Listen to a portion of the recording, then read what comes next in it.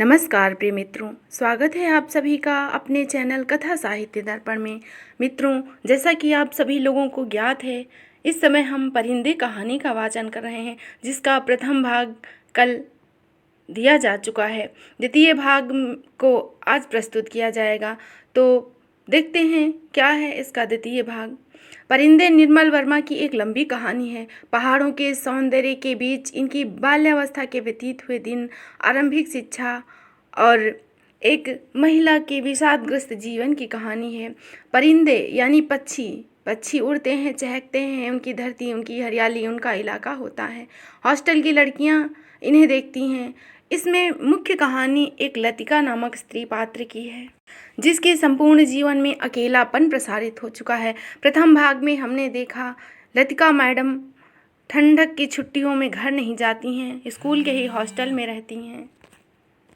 संपूर्ण कहानी लतिका मैडम की भावनाओं के इर्द गिर्द कही जाती है। लतिका मैडम घर नहीं जाती, इस कहानी के हिस्से का संबंध लतिका मैडम से है। उनके अकेलेपन को पूरी कहानी में प्रसारित किया गया है। वह अतीत में एक फौजी के प्रति कोमल भावनाओं से ग्रसित हो जाती हैं। उस फौजी का नाम था गिरीश नेगी। तब लतिका के खिलने के दिन थे, बल्कि खिले खिले दिन थे। उन दिनों के मौसम के वातावरण, हवाओं की खुशबू को वह याद करती हैं। वर्तमान से भाग लतिका जा छुपती हैं। हमेशा वह पुरानी ही बातों को याद करती हैं और वर्तमान में वह आना नहीं चाहती। जबकि डॉक्टर मुखर्जी उनके प्रति आकर्षित होते रहते हैं, फिर भी वह डॉक्टर नेगी की ही याद में, कर्नल नेगी की ही याद में रहती हैं और वह अपने अतीत से वर्तमान में नहीं आना चाहती। स्कूल से छुट्टी के बाद सारे लड़कियां छात्रावास से जाने से पहले पिकनिक जाती हैं और उससे पहले वह चर्च में प्रेयर के लिए जाती हैं। इसके आगे का भाग देखेंगे इस प्रस्तुत अंश में। पहाड़ी बारिश का क्या भरोसा। कुछ देर पहले धुआंधार बादल गरज रहे थे। सारा शहर पानी में भीगा ठिठुर रहा था। अब धूप में नहाता नीला आकाश धुंध की ओर से बाहर निकलकर फैल रहा था। लतिका ने चैपल से बाहर आते हुए देखा। वीपिंग विलोज की भीगी शाखाओं से धूप चमक कर बारिश की बूंदें टपका रही थी। लड़कियां चैपल से बाहर निकलकर छोटे छोटे गुच्छे बनाकर कॉरिडोर में जमा हो गई। नाश्ते के लिए अभी पौना घंटा पड़ा था और उनमें से अभी भी कोई लड़की हॉस्टल जाने की इच्छुक नहीं थी। छुट्टियां अभी नहीं शुरू हुई थी, किंतु शायद इसलिए वे चंद बचे खुचे क्षणों में अनुशासन के भीतर से मुक्त होना चाहती थी और भरपूर आनंद उठाना चाहती थी। मिस वुड को लड़कियों का यह गुलगपाड़ा अखरा, किंतु फादर एलमंड के सामने उन्होंने उन्हें डांटा नहीं। अपनी झुलझुलाहट को दबाकर मुस्कुराते हुए बोली, कल सब चली जाएंगी, सारा स्कूल वीरान हो जाएगा।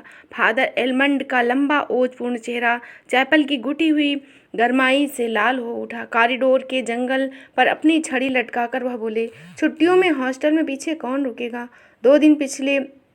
पिछले 2-3 सालों से मिस लतिका रह रही और डॉक्टर मुखर्जी छुट्टियों में कहीं नहीं जाते। डॉक्टर तो सर्दी गर्मी यहीं रहते हैं। मिस वुड ने विस्मय से फादर की ओर देखा। डॉक्टर मुखर्जी छुट्टियों में कहीं नहीं जाते? 2 महीने की छुट्टियों में वर्मा जाना काफ़ी कठिन है फादर। मिस वुड हंसने लगी। मिस वुड, पता नहीं आप क्या सोचती हैं, मुझे तो मिस लतिका का हॉस्टल में रहना समझ में नहीं आता। लेकिन फादर, मिस वुड ने कहा, यह तो कॉन्वेंट का नियम है। कोई भी टीचर छुट्टियों में अपने खर्चे पर हॉस्टल में रह सकता है। मैं फ़िलहाल स्कूल के नियमों की बात नहीं कर रहा। मिस लतिका यहाँ अकेले रहेंगी। और सच पूछिए मिस वुड, डॉक्टर के बारे में मेरी राय अच्छी नहीं है। फादर, आप कैसी बात कर रहे हैं? मिस लतिका कोई बच्ची थोड़ी हैं। मिस वुड को ऐसी आशा नहीं थी कि फादर एलमंड अपने दिल में ऐसी दकियानूसी बातें रखते हैं। फादर एलमंड कुछ हतप्रभ से हो गए। बात पलटते हुए बोले, मिस वुड, मेरा मतलब यह नहीं था। आप तो जानती हैं मिस लतिका और उस मिलिट्री अफसर को लेकर एक अच्छा खासा बवाल हो गया था। स्कूल की बदनामी होने में कितनी देर लगती है? मिस वुड ने धीरे से अपनी दोनों बाहों का क्रॉस किया और कहा, ईश्वर उनकी आत्मा को शांति दे, वो अब इस दुनिया में नहीं है। फादर एलमंड को मिस वुड की मूर्खता पर इतना अधिक क्षोभ हुआ कि वह उससे आगे कुछ नहीं बोला। इसलिए मिस वुड की आंखों में वह डॉक्टर को नीचा दिखाना चाहते थे। मिस वुड लतिका का रोना ले बैठी। उन्होंने छड़ी को जंगले से उठाया और साफ खुले आकाश को देखते हुए बोले, प्रोग्राम आपने यूं बदला मिस वुड, अब क्या बारिश होगी? ह्यूबर्ट चैपल से बाहर आया तो आंखें चकाचौंध सी हो गई। उसे लगा किसी ने अचानक ढेर सी चमकीली उबलती रोशनी मुट्ठी में भर उसकी आंखों में झोंक दी।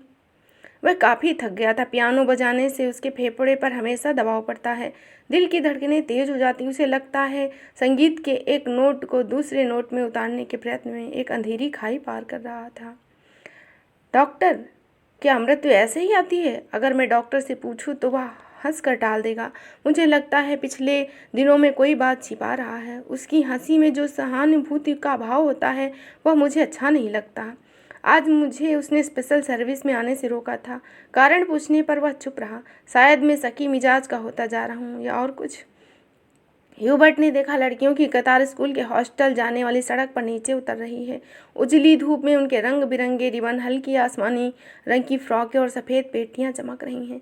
सीनियर कैम्ब्रिज की कुछ लड़कियों ने चैपल की वाटिका के गुलाबों के फूल तोड़कर अपने बालों में लगा लिए हैं। कंटोनमेंट के 3-4 सिपाही लड़कियों को देखते हुए अश्लील मजाक कर कर हंस रहे हैं। कभी कभी किसी लड़की की ओर जरा झुककर सीटी बजाते हैं। Hello mister Hubert. ह्यूबर्ट ने चौंक कर पीछे देखा। लतिका एक मोटा सा रजिस्टर बगल में दबाए खड़ी थी। आप यहीं हैं? ह्यूबर्ट की दृष्टि लतिका पर टिकी। वह क्रीमी रंग की पूरी बाहों के ऊनी जैकेट को पहने हुई थी। कुमाऊनी लड़कियों की तरह लतिका का चेहरा गोल था। धूप की तपन से पका गेहुआ रंग कहीं कहीं हल्का सा गुलाबी हो आया था, मानो बहुत धोने पर गुलाल के कुछ धब्बे इधर उधर बिखर गए हों। उन लड़कियों के नाम नोट करने हैं जो कल जा रही हैं। सो पीछे रुकना पड़ा। आप भी तो कल जा रहे हैं मिस्टर ह्यूबर्ट? अभी तक तो यही इरादा है, यहाँ रुकने का भी क्या करना। आप स्कूल की ओर जा रही हैं। चलिए। पक्की सड़क पर लड़कियों की भीड़ जमा थी, इसलिए वे दोनों पोलो ग्राउंड का चक्कर काटते हुए पगडंडी से नीचे उतरने लगे। लतिका तनिक आगे निकल गई। ह्यूबर्ट की सांस चढ़ गई और वह धीरे धीरे हाँफता हुआ पीछे आ रहा था। वे पोलो ग्राउंड के पवेलियन को छोड़ सिमिट्री के दाईं ओर मुड़े तो लतिका ह्यूबर्ट की प्रतीक्षा करने के लिए खड़ी हो गई। उसे याद आया छुट्टियों के दिनों में जब कभी कमरे में अकेले बैठे बैठे उसका मन ऊब जाता था तो वह अक्सर टहलते हुए सिमिट्री तक चली जाती थी। उससे सटी पहाड़ी पर चढ़ वह बर्फ के ढके देवदार के वृक्षों को देखती रहती थी, जिनकी झुकी हुई शाखाओं से रुई के गोले से बर्फ नीचे गिरा करती थी। वह खड़ी खड़ी बर्फ में छिपी उस सड़क का अनुमान लगाया करती थी जो फादर एलमंड के घर से गुजरती हुई मिलिट्री अस्पताल और डाकघर से होकर चर्च की सीढ़ियों तक जाकर गुम हो जाती थी। आप बहुत तेज चलती हैं मिस लतिका। थकान से ह्यूबर्ट का चेहरा कुम्हला गया, माथे पर पसीने की बूंदी छलक आई। कल रात आपकी तबीयत क्या खराब हो गई थी? आपने कैसे जाना? क्या मैं अस्वस्थ दिख रहा हूँ? ह्यूबर्ट के स्वर में हल्की सी खींच का आवाज़ था। सब लोग मेरी सेहत की लेकर बातें क्यों करते हैं? उसने सोचा। मुझे नहीं पता चलता, लेकिन वह तो करीमुद्दीन ने ही बातों बातों में जिक्र छेड़ दिया। लतिका कुछ अप्रतिम सी हो आई। कोई खास बात नहीं, वही पुराना दर्द था। अब बिल्कुल ठीक है। डॉक्टर मुखर्जी को दिखलाया था, सुबह ही आए थे। उनकी बातें कुछ समझ में नहीं आती, हमेशा ही उल्टी बातें करते रहते हैं। ह्यूबर्ट के स्वर में व्यथा की छाया लतिका से न छिप सकी। बात को टालते हुए कहा, आप तो नाहक चिंता करते हैं मिस्टर ह्यूबर्ट। आजकल मौसम बदल रहा है, अच्छे भले आदमी बीमार हो जाते हैं। मिस्टर ह्यूबर्ट, कल आप दिल्ली जा रहे हैं? लतिका चलते चलते हठात टिटकी। सामने पोलो का ग्राउंड था। ह्यूबर्ट को लगा जैसे लतिका की आंखें अधमुंधी सी खुली गई हैं, मानो पलकों में एक पुराना सपना सरक आया हो। मिस्टर ह्यूबर्ट, आप दिल्ली जा रहे हैं? इस बार लतिका ने प्रश्न को दोहराया। बहुत अरसा पहले मैं भी दिल्ली गई थी मिस्टर ह्यूबर्ट। तब मैं बहुत छोटी थी, ना जाने कितने बरस बीत गए। हमारी मौसी का ब्याह वहीं से हुआ था, लेकिन अब तो वह सब धुंधला सा पड़ गया। इतना याद है कि हम कुतुब मीनार पर चढ़े थे और मैं नीचे झांक कर डर गई थी। सुना है अब तो दिल्ली इतना बदल गया है कि पहचाना नहीं जाता। अब मुझे यहाँ अच्छा लगता है, लतिका ने कहा। पहले साल अकेलापन कुछ अखरा, अब तो आदी हो चुकी हूँ। क्रिसमस से एक रात पहले क्लब में डांस होता है, लॉटरी डाली जाती है और देर रात तक नाच गाना होता है। नए साल के दिन कुमाऊं रेजिमेंट की ओर से परेड ग्राउंड में कार्निवाल किया जाता है। बर्फ स्केटिंग होती है, रंग बिरंगे गुब्बारों के नीचे फौजी बैंड बजता है। फौजी अफसर फैंसी ड्रेस में भाग लेते हैं। हर साल ऐसा होता है मिस्टर ह्यूबर्ट। फिर कुछ दिनों बाद विंटर स्पोर्ट्स के लिए अंग्रेज टूरिस्ट आ जाते हैं। हर साल मैं उनसे परिचित होती हूँ। वापस लौट वे हमेशा वादा करते हैं अगले साल भी आएंगे, पर मैं जानती हूँ कि वे नहीं आएंगे। वे भी जानते हैं कि वे नहीं आएंगे, फिर भी हमारी दोस्ती में कोई अंतर नहीं पड़ता। पहाड़ों पर बर्फ़ पिघलने लगती है, छुट्टियां ख़त्म होती हैं, आप सब लोग अपने अपने घरों से वापस लौट आते हैं और मिस्टर ह्यूबर्ट पता नहीं चलता छुट्टियां कब शुरू हुई और कब खत्म। मिस लतिका, ह्यूबर्ट ने धीरे से कहा। वह चलते चलते रुक गया। लतिका ह्यूबर्ट के भारी स्वर को सुन चौंक सी गई। क्या बात है मिस्टर ह्यूबर्ट? मैं उस पत्र के लिए लज्जित हूँ। उसे आप वापस लौटा दें। समझ लें मैंने उसे कभी नहीं लिखा। लतिका कुछ समझ न सकी। दिग्भ्रांत सी खड़े हुए ह्यूबर्ट के उस पीले उद्विग्न चेहरे को देखती रही। ह्यूबर्ट ने धीरे से लतिका के कंधे पर हाथ रखा। कल डॉक्टर ने मुझे सब बता दिया। अगर मुझे पहले मालूम होता तो। ह्यूबर्ट हकलाने लगा, किंतु लतिका ने आगे कुछ भी नहीं कहा। उसका चेहरा सफ़ेद हो गया था। दोनों चुपचाप कुछ देर तक स्कूल के गेट के बाहर खड़े रहे। डॉक्टर मुखर्जी, आप तो सारा जंगल जला देंगे। उस वुड ने अपनी ऊंची एड़ी की सैंडल से जलती हुई दिया सलाई के डिब्बे को दबा डाला जो डॉक्टर सिगार सुलगाकर चीड़ के पत्तों के ढेर पर फेंक दी थी। वे नाले से कुछ दूर हटकर चीड़ के 2 पत्तों से गुथी हुई छाया के नीचे पड़े थे।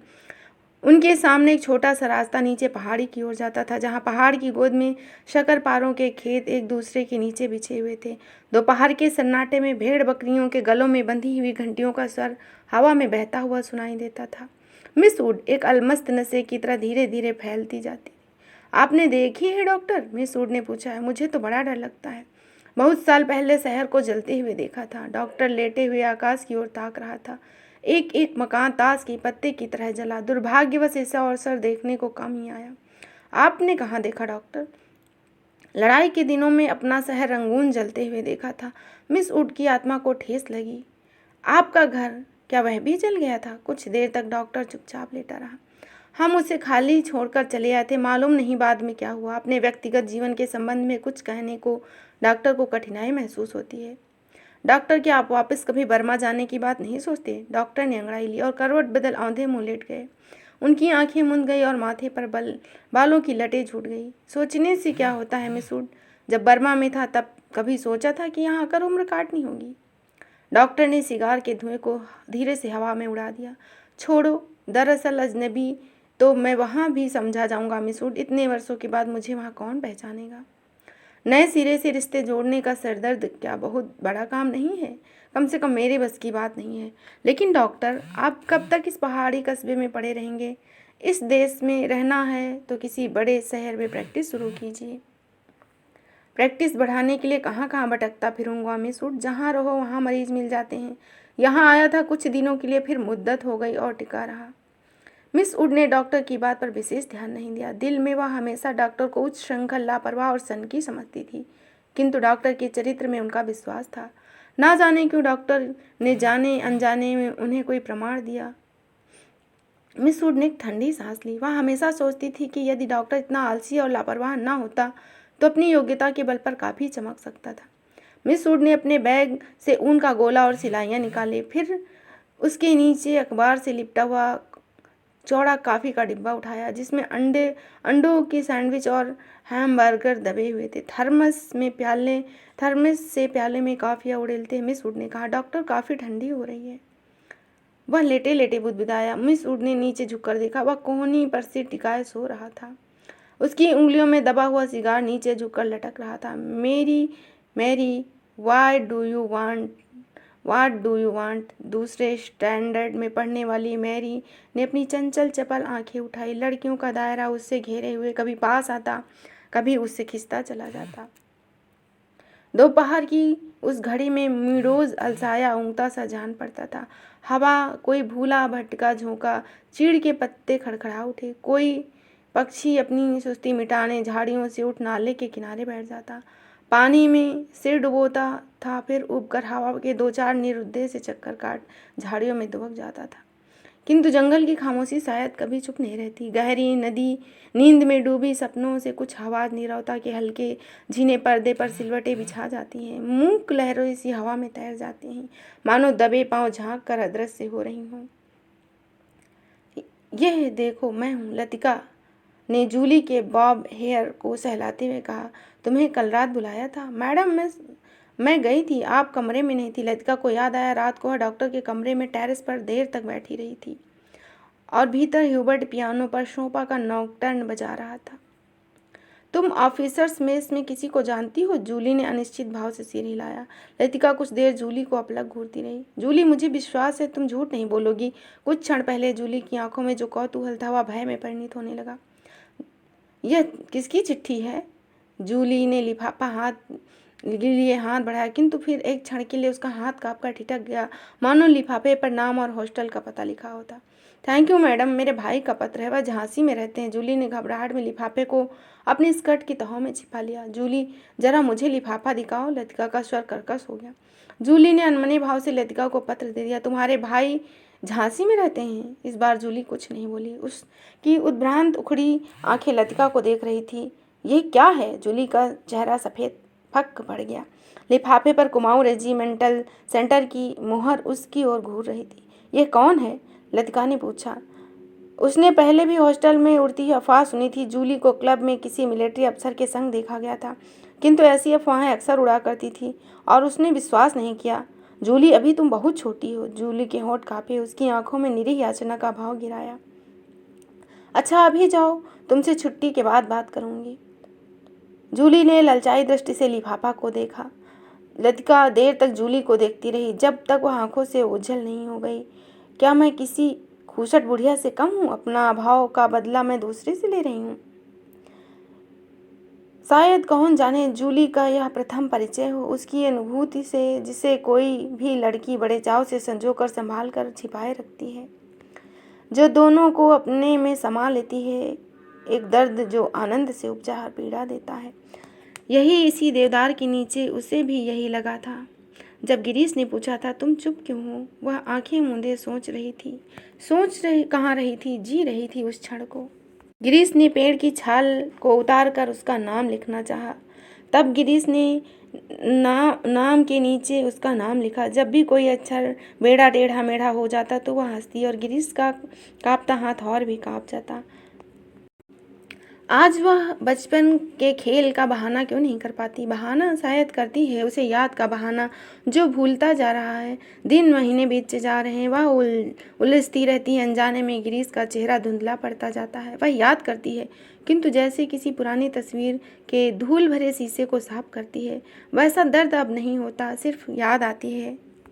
पिकनिक कुछ देर और चलती है, किंतु बादलों की तहें एक दूसरे पर चढ़ती जा रही हैं। पिकनिक का सामान बटोरा जाना लगा। मीडोज के चारों ओर बिखरी हुई लड़कियां मिस उड के इर्द गिर्द जमा होने लगी। वे अपने संग अजीबोगरीब चीजें बटोर लाई थी। कोई किसी पक्षी के टूटे पंख के बाल लगाए हुई थी, किसी ने पेड़ की टहनी को चाकू से छीलकर छोटी सी बेंत बना ली थी।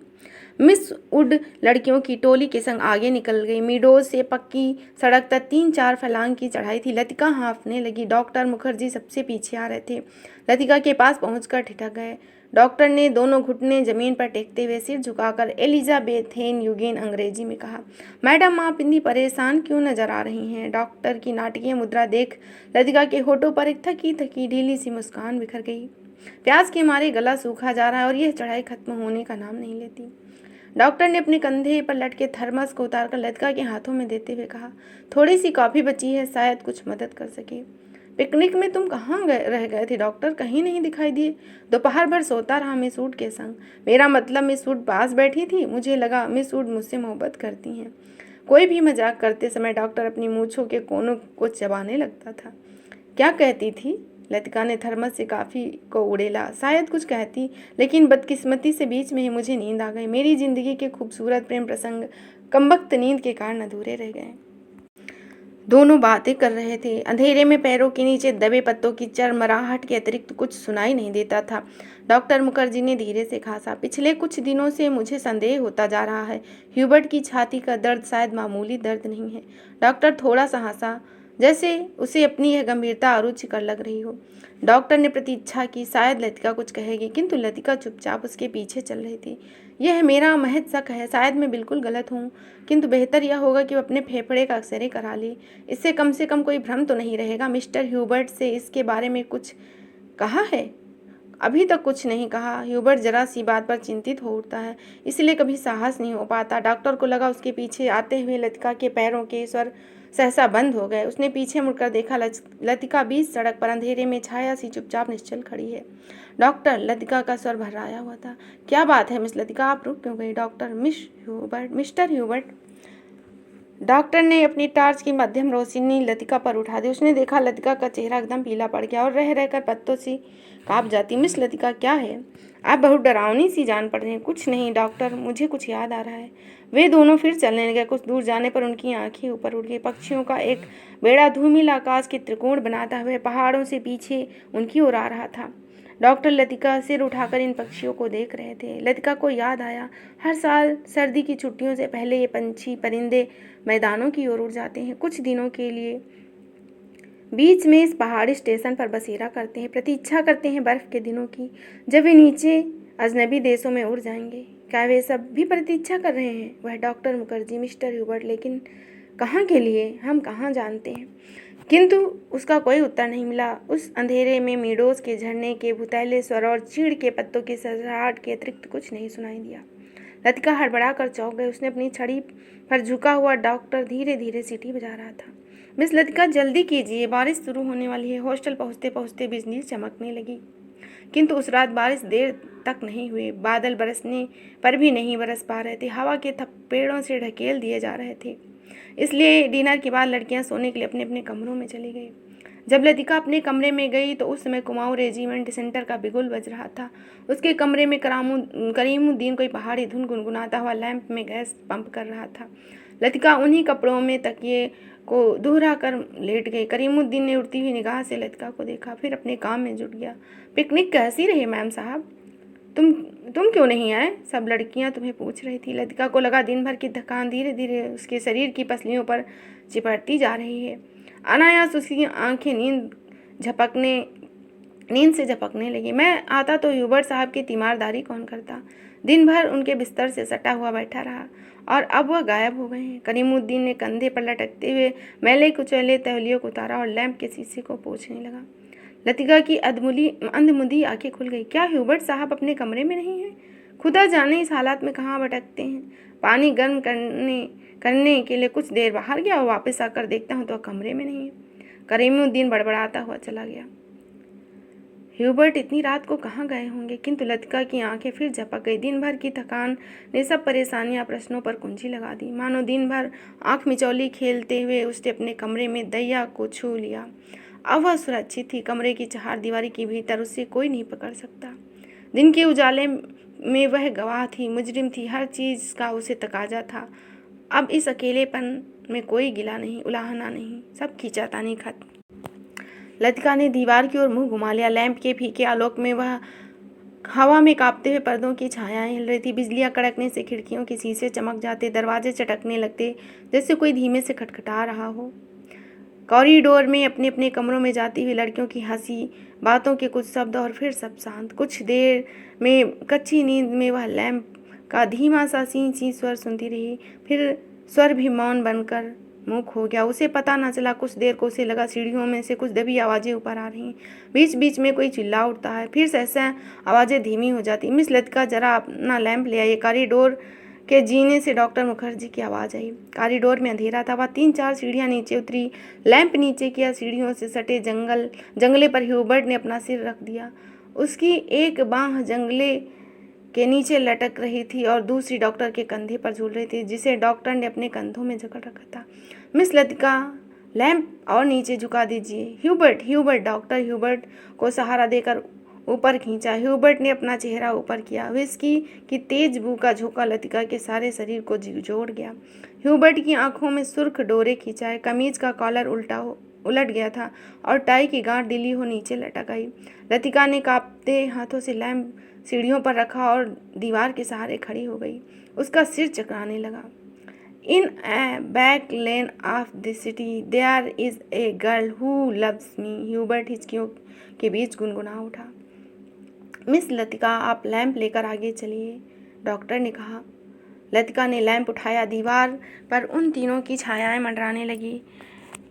इन a back lane of the city there who loves me. Doctor Hubert Mukherjee के कंधे पर सर टिकाए सीढ़ियों पर पैर रख गा रहा था। डॉक्टर हम कहाँ हैं? ह्यूबर्ट सहसा इतनी जोर से चिल्लाया कि उसकी लड़खड़ाती आवाज़ सुनसान अंधेरे में कॉरिडोर की छत से टकराकर देर तक हवा में गूंजती रही। ह्यूबर्ट को गुस्सा आया। डॉक्टर को एकदम ह्यूबर्ट पर गुस्सा आया। फिर अपने गुस्से पर उसे खींच हुआ और ह्यूबर्ट की पीठ थपथपाने लगा। कुछ बात नहीं है डियर, तुम सिर्फ थक गए हो। ह्यूबर्ट अपनी आंखें डॉक्टर पर गड़ा देता है। एक भयभीत बच्चे सी कातरता झलक रही थी, मानो डॉक्टर के चेहरे पर वह किसी प्रश्न का उत्तर पा लेना चाहता हो। ह्यूबर्ट के कमरे में पहुंचकर डॉक्टर ने उसे बिस्तर पर लिटा दिया और चुपचाप जूते मोजे उतरवा दिए। जब डॉक्टर ह्यूबर्ट की टाई उतारने लगा तो ह्यूबर्ट अपनी कूहनी के सहारे कुछ देर तक डॉक्टर की आंखें फाड़ते हुए देखता रहा। उसने धीरे से उसका हाथ पकड़ लिया। डॉक्टर, क्या मैं मर जाऊंगा? कैसी बात करते हो ह्यूबर्ट? डॉक्टर ने हाथ छुड़ाकर धीरे से ह्यूबर्ट का सिर तकिए पर टिका दिया। Good night Hubert. Good night doctor. Hubert ने करवट बदल ली।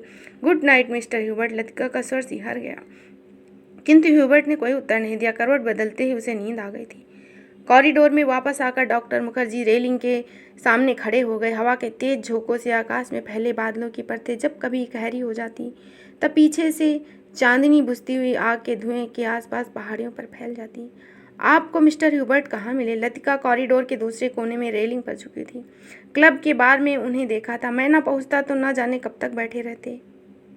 डॉक्टर मुखर्जी ने सिगरेट जलाई। उन्हें अभी 1-2 मरीजों के घर जाना था। कुछ देर तक उन्हें टाल देने के इरादे से वह कॉरिडोर में खड़े हो गए। आज दिन भर बादल छाए रहे लेकिन खुलकर बारिश नहीं हुई। क्रिसमस तक शायद ऐसा ही मौसम रहेगा। दोनों चुपचाप खड़े रहे और झींगरों के अनवरत स्वर चारों तरफ फैल रहे थे। डॉक्टर, कल रात आपने मिस्टर ह्यूबर्ट से कुछ कहा था मेरे बारे में? वही जो सब लोग जानते हैं मिस्टर ह्यूबर्ट, जिसे जानना चाहिए था। नहीं जानता। डॉक्टर ने लतिका की ओर देखा। वह जड़वत अविचल रेलिंग पर झुकी हुई थी। वैसे हम सबकी अपनी जिद होती है, कोई छोड़ देता है, कोई आखिरी तक चिपका रहता है। डॉक्टर मुखर्जी अंधेरे में मुस्कुराए। उनकी मुस्कुराहट में सूखा सा विरक्त भाव भरा था। मैं कभी कभी सोचता हूँ मिस लतिका, किसी चीज़ को ना जान लेना यदि गलत है तो जानबूझकर भूल ना पाना वह और जोंक की तरह उससे चिपके रहना यह भी गलत है। बर्मा से आते हुए मेरी पत्नी की मृत्यु हुई थी। मुझे अपनी ज़िंदगी बेकार सी लग रही थी। आज इस बात को अरसा गुजर गया और जैसा कि आप जानती हैं मैं जी रहा हूँ। उम्मीद है काफ़ी अरसा जीऊँगा। ज़िंदगी काफ़ी दिलचस्प लग रही है। यदि उम्र की मजबूरी ना होती तो दूसरी शादी भी कर सकता था, मगर क्या करूँ? लेकिन डॉक्टर लतिका का गला रुंधाया। क्या मिस लतिका? डॉक्टर, सब कुछ होने के बावजूद क्या चीज़ है जो हमें चलाए जा रही है? हम रुकते हैं तो अपने रेलवे में वह हमें घसीट ले जाती है। लतिका को लगा कि वह जो कुछ कहना चाह रही है कह नहीं पा रही है, जैसे अंधेरे में कुछ खो गया हो जो मिल नहीं पा रहा हो, शायद कभी मिलेगा भी नहीं। ये तो आपने फादर एलमंड की ही बातें बता दी मिस लतिका। डॉक्टर की खोखली हंसी में उनका पुराना सनकीपन उभर आया। मिस लतिका, मुझे काफ़ी देर हो रही है, मैं चलता हूँ। डॉक्टर ने दिया स्लाई जलाकर घड़ी देखा। Good night miss Latika. Good night doctor. Latika ने लैंप उठाया और कमरे की ओर जाने लगी। कॉरिडोर में चलते हुए उसने देखा जूली के कमरे में प्रकाश की एक पतली रेखा दरवाजे के बाहर खिंचाई है। लतिका को कुछ याद आया। वह कुछ क्षणों तक सांस रोके जूली के कमरे के बाहर खड़ी थी। कुछ देर बाद उसने दरवाज़ा खटखटाया। भीतर से कोई आवाज़ नहीं आई। लतिका ने दबे हाथों से हल्का सा धक्का दिया। दरवाज़ा खुल गया। जूली लैंप बुझाना भूल गई थी। लतिका धीरे धीरे दबे पांव जूली के पलंग के पास चली आई। जूली का सोता हुआ चेहरा लैंप के फीके आलोक में पीला सा दिख रहा था। लतिका ने अपनी जेब से वह नीला लिफाफा निकाला और उसे धीरे से जूली के तकिए के नीचे दबा कर रख दिया। तो इस तरह आपने सुनी निर्मल वर्मा जी के द्वारा लिखी हुई कहानी परिंदे। आशा करती हूँ यह कहानी आपको अवश्य ही पसंद आई होगी। तो फिर मिलेंगे एक नए तथ्य के साथ। तब तक के लिए धन्यवाद। मित्रों, आप लोग अपने सुझाव कमेंट के माध्यम से अवश्य बताया करें। आपके सुझाव हमें ऊर्जा प्रदान करते हैं। धन्यवाद।